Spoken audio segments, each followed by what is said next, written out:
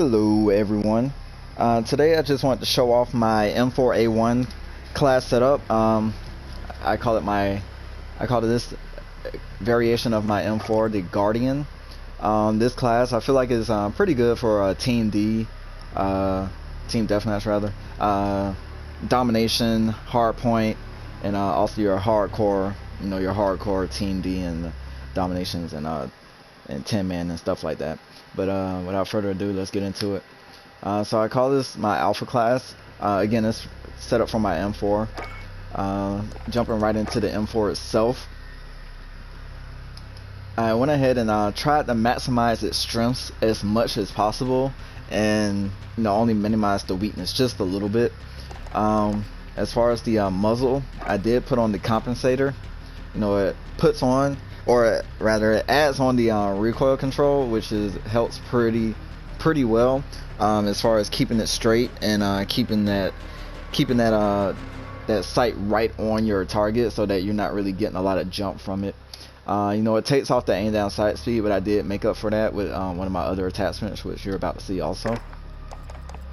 For the optic, I feel first off, I feel the M4 really doesn't need an optic. The sight, I feel like the iron sights are pretty good, but so the optic is optional. I just went ahead and tapped it on there. Just a simple ACOG. It just gives you a pretty good precision sight picture, but again, you don't really need it. It is optional. I just went ahead and put it on for this video.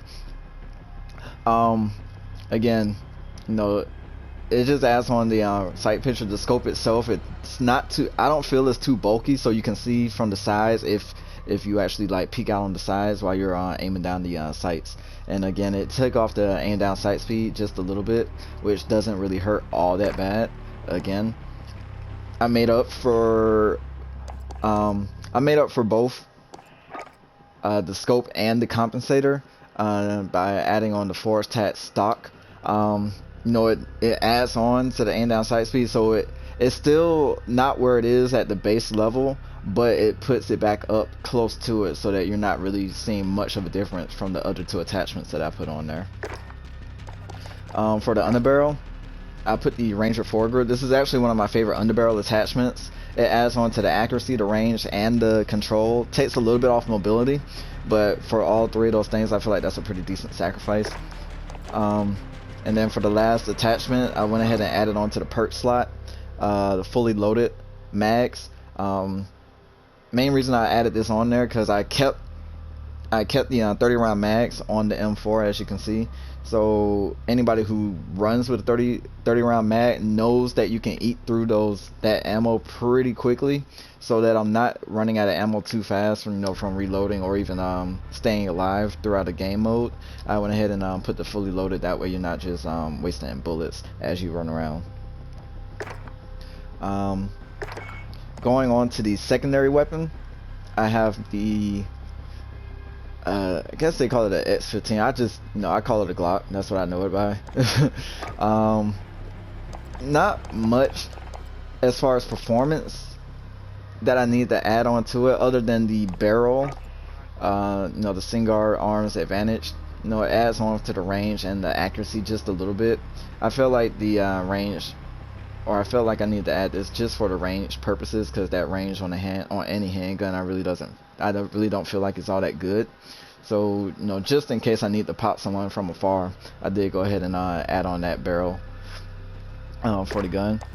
For the trigger, I do feel like for it to be a handgun, the trigger was a little bit slower. The fire rate for this gun was a little bit low, so I went ahead and put on the lightweight trigger. It does take off the accuracy and control just a little bit, but the you make up for it with the fire rate, so you can just tap R2. Sorry, had to remember my left from my right just now. You had to tap R2 as fast as possible, and you can get as many shots off as possible with the lightweight trigger. For the laser, honestly, I just put this on for cosmetic reasons. I just feel like it looks kind of cool underneath my gun like that, so that's that. For the optic, I do feel like the sights for the X15, or Glock rather, I do feel like the sights are a little they aren't all that good. Like, you can work with it, but to me they're not all that great. So I did go ahead and put a sight on here. You know, just a simple red dot, nothing too fancy. Also, I added on to the rear grip. Go ahead and boost the accuracy and control due to the fact that the lightweight trigger did take off some. So you know, you kind of get that back with the granulated grip tape there. That's it for the my secondary. My perks, I did go ahead and put kill chain on.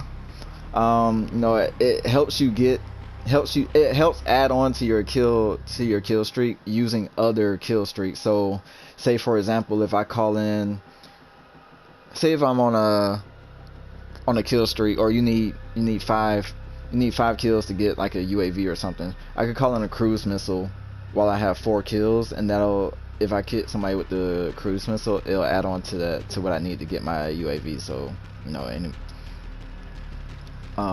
that's that.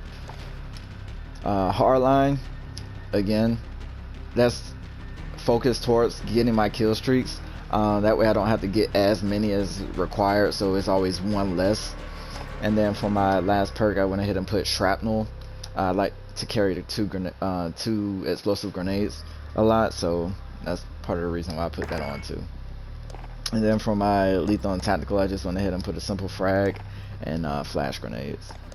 That's pretty much it. On my first gameplay video, you can see me running around with this, so if you want to see any gameplay for it, you could just go there on that shoot house team deathmatch video. But other than that, that's it. That is my M4A1 Guardian class setup.